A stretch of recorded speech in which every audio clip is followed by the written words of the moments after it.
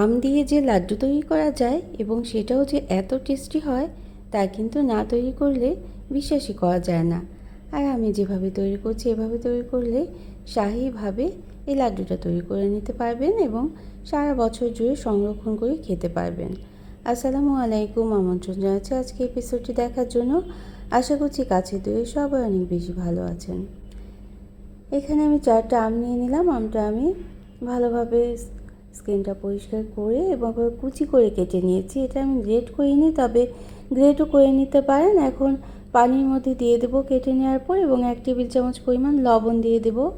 লবণ দেওয়ার পর কিছু সময় নেড়ে নিতে হবে এবং রেখে দিতে হবে আধা ঘন্টার মতো। আধা ঘন্টা রেখে দেওয়ার পর কয়েকবার পানি পাল্টে ধুয়ে নিতে হবে এবং পানি পাল্টে কিন্তু অবশ্যই ধুয়ে নিতে হবে, তাহলে আমের যে টক ভাবটা সেটা চলে যাবে।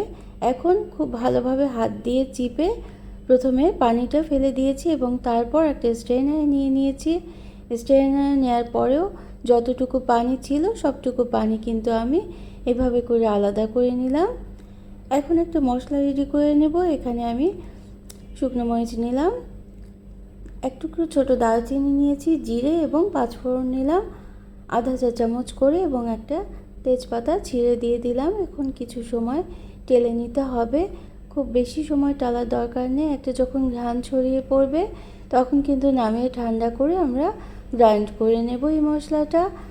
আর প্যানের মধ্যে এখন আমার পানি চিপে রাখা আমের কুচিগুলো দিয়ে দেব এবং 1 কাপ পরিমাণ চিনি দিয়ে দেব।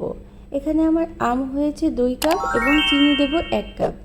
এই রেশিওতে যদি দেন তাহলে কিন্তু এই আচারটা বা এই লাড্ডুটা খেতে অসম্ভব মজাদার হবে। তো পরিমাণ মতো লবণ দিয়ে দিলাম। এখন নেড়ে নিতে হবে। কিছু সময় নেড়ে নিলে দেখা যাবে যে চিনির পানি উঠে যাবে। খুব বেশি পানি কিন্তু উঠবে না, কারণ আমরা আমের যে পানিটা ছিল সেটা কিন্তু আলাদা করে নিয়েছি। তবে এই আমের পানিটা কিন্তু ফেলে দেওয়া যায় না, এটাও কিন্তু শরবত হিসেবে খেয়ে নিতে পারবেন। তো আমরা মশলাটা গুঁড়ো করে রেখে দিলাম। তো এই আমের লাড্ডুটা সারা বছরই কিন্তু এভাবে করে যদি তৈরি করে রাখেন, বাজারে কিন্তু কাঁচা আম আছে। তো এখানে আমি 2 টেবিল চামচ চীনাবাদাম এবং 1 টেবিল চামচ পরিমাণ কাঠবাদাম দিয়ে দেবো। এই কাঠবাদাম এবং চীনাবাদামটা আমি হালকা তাওয়ার মধ্যে টেলে নিয়েছি এবং তারপর গুঁড়ো করে নেব। আর এই বাদামটা দেওয়ার জন্যেই কিন্তু আজকের এই লাড্ডুটা খেতে অনেক বেশি সুস্বাদু হবে এবং তৈরি করাও সহজ হবে, আর একটা শাহী ভাব কিন্তু চলে আসবে এই লাড্ডুটার মধ্যে।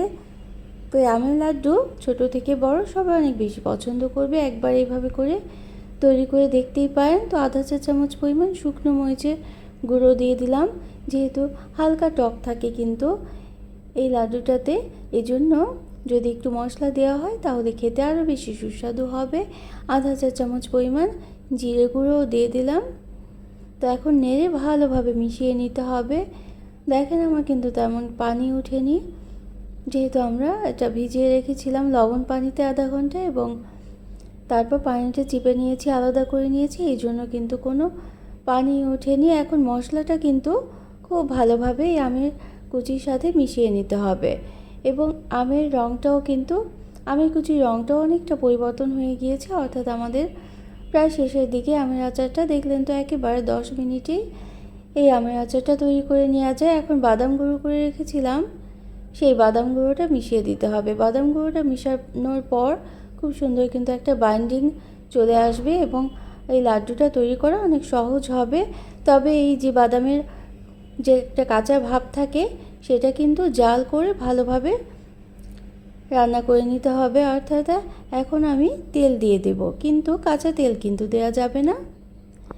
এখানে আমি 1/4 কাপেরও কম পরিমাণ তেল প্রথমে এভাবে করে একটা প্যানে নিয়ে গরম করে নিয়েছি। যখন ফুটে উঠেছে তখন এই তেলটা আমরা এই আচারের মধ্যে দিয়ে দেব।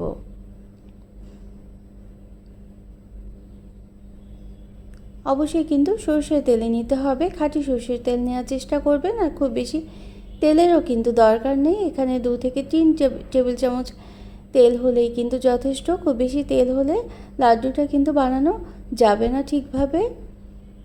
তা এখন কিছুটা সময় নেড়ে রান্না করে নিতে হবে, কারণ আমরা বাদাম গুঁড়ো দিয়েছি, সেই বাদাম গুঁড়োটা কিন্তু একটু কাঁচা কাঁচা ভাব যেন না থাকে এই জন্য কিন্তু কুক করে নিতে হবে। তো এই পর্যন্ত যারা দেখলেন একটা লাইক দিতে ভুলে গিয়েছেন, অবশ্যই একটা লাইক দিয়ে দিতে পারেন, আর প্রয়োজনে কমেন্ট করতে পারেন এবং শেয়ার করতে পারেন ফ্রেন্ডস অ্যান্ড ফ্যামিলির সাথে। আর যারা প্রথম ভিজিট করছেন তারা চাইলে চ্যানেলটিকে সাবস্ক্রাইব করে বেল বাটনটা একটু প্রেস করে রাখবেন, তাহলে নোটিফিকেশন পেয়ে পরবর্তী রেসিপিগুলো দেখে নিতে পারবেন। যারা সাথে আছেন, সবসময় সাপোর্ট করছেন, তাদের জন্য রইল অসংখ্য ধন্যবাদ। তো বাকি মশলাটুকু আমরা একেবারে শেষের দিকে এভাবে করে ছড়িয়ে দেব। তো ঝাল খেতে যদি পছন্দ না করেন, এটা কিন্তু সম্পূর্ণ মিষ্টি করেও তৈরি করে নিতে পারেন। মশলার পরিমাণ একটু কম করে দিয়ে, ঝালের পরিমাণ কম করে দিয়ে এই লাড্ডুটা তৈরি করে নিতে পারেন। তবে হালকা টক থাকবে এবং হালকা মিষ্টি থাকবে, আর এই জন্যই কিন্তু এই লাড্ডুটা খেতে অনেক বেশি ভালো লাগবে। এখন হাতে চেপে আমরা যেভাবে করে লাড্ডু তৈরি করি, ঠিক সেভাবে করে একটু চেপে চেপে তৈরি করে নিতে হবে। অবশ্যই কিন্তু একটু চিপে চিপে তৈরি করে নিতে হবে। দুই হাতের তালুতে নিয়েও কিন্তু এই লাড্ডুটা বলের মতো করে তৈরি করে নিতে পারেন। তো বাজারে কিন্তু এখনও কাঁচা আম আছে। এই কাঁচা আম ফুরিয়ে যাওয়ার আগে আমি রিকোয়েস্ট করব, অবশ্যই একবার এভাবে করে তৈরি করে দেখবেন, একেবারে নিরাশ হবেন না। Thanks for watching. Allah Hafiz.